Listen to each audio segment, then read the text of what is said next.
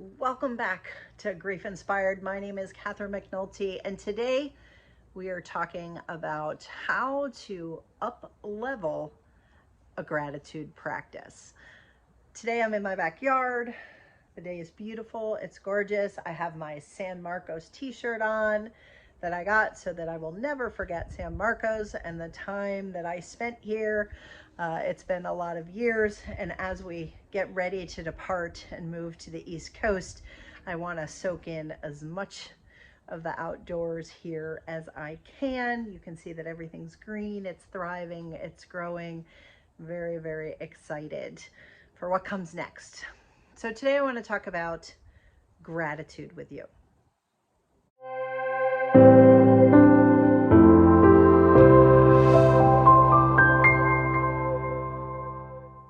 How do you up level gratitude, and what the heck does that mean? Well, first of all, you have to understand what gratitude is and how it is such an important part of the grief process. And if you're early in your grief process, you may be saying, like, I'm not grateful for anything. My world has been shattered. There isn't anything that I can be grateful for. And I get that. I know where that place is. I know that that's a hard place to be. What you will find is, as you begin the grief process, as you begin to heal, you can start to look for elements and things that you can be grateful for. You may be familiar with my grief journal that's available on Amazon. I'll drop a link below so that you can find it very easily. In that, I talk about gratitude, and I talk about how important gratitude. And I think that the number one reason why gratitude is so important is because I've learned that you cannot be suffering and in gratitude at the same time. So if you are having the emotion of gratitude, the feelings of gratitude, you cannot be suffering in that very same moment. So yes, it is a practice. It's something that you can do.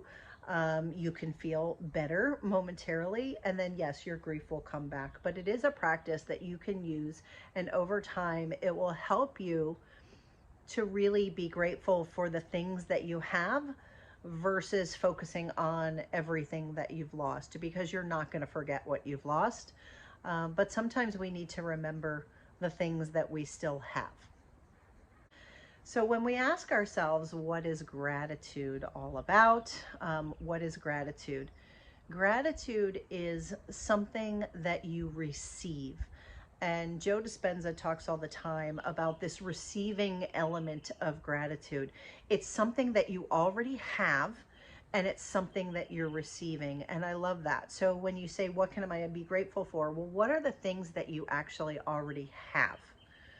The things that maybe you take for granted, the things that you don't always focus on all of the time because they're just there. Those are the things that you want to start to be grateful for. So at the most basic level, there are a lot of people who didn't wake up this morning, and you all know the magnitude of loss. There are those people who didn't make it through the night last night. Well, you did.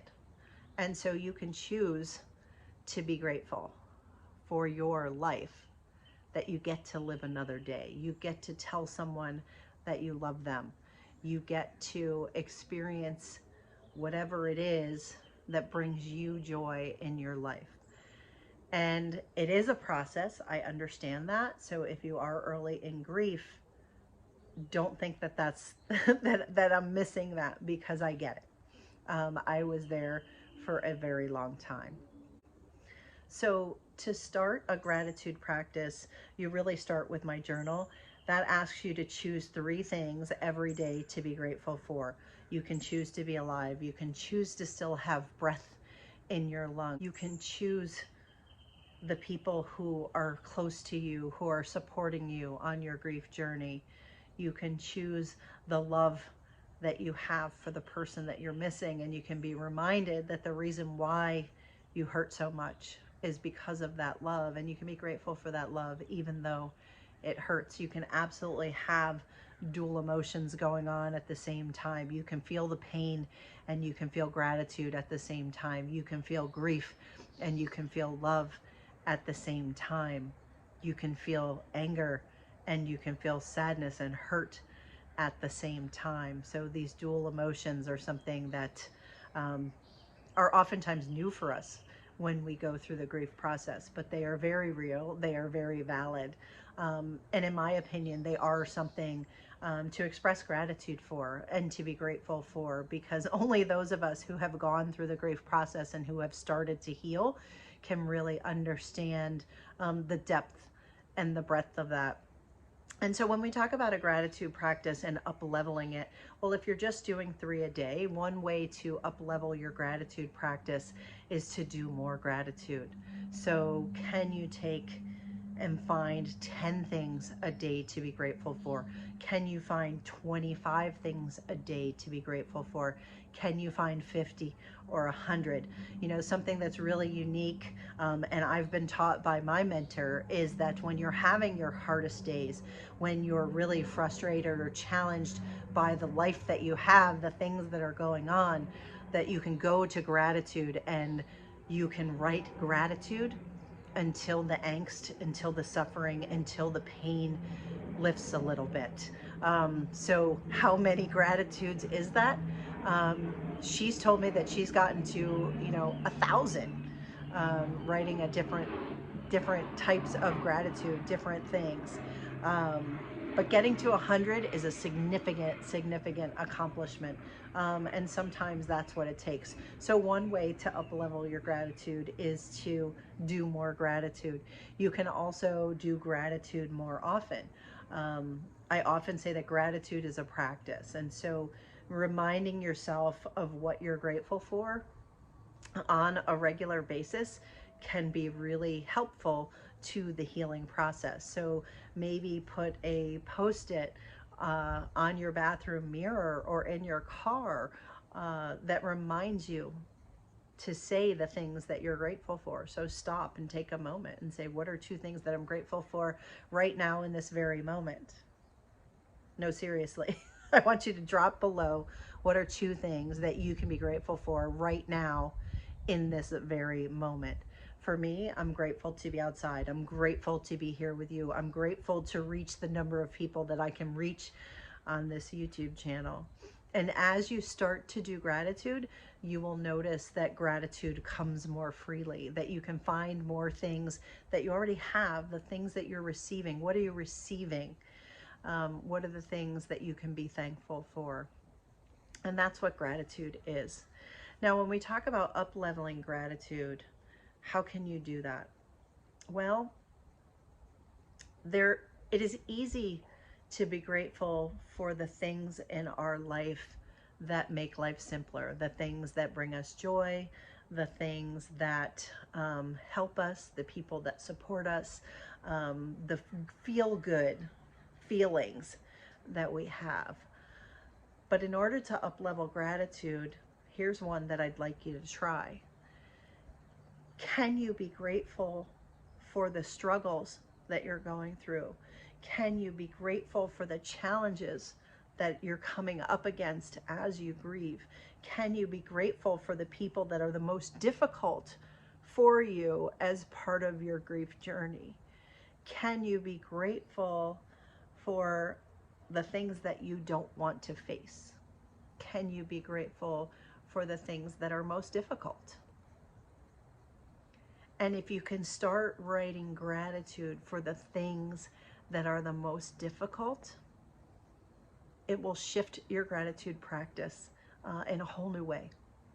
So in order to do that, think of, maybe the best way to do it is think of a person that you're challenged with right now.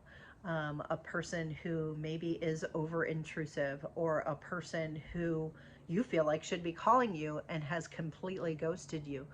Or maybe it's a person who doesn't understand your grief and laughs at you when you try to share something that's really challenging for you because they just don't get it.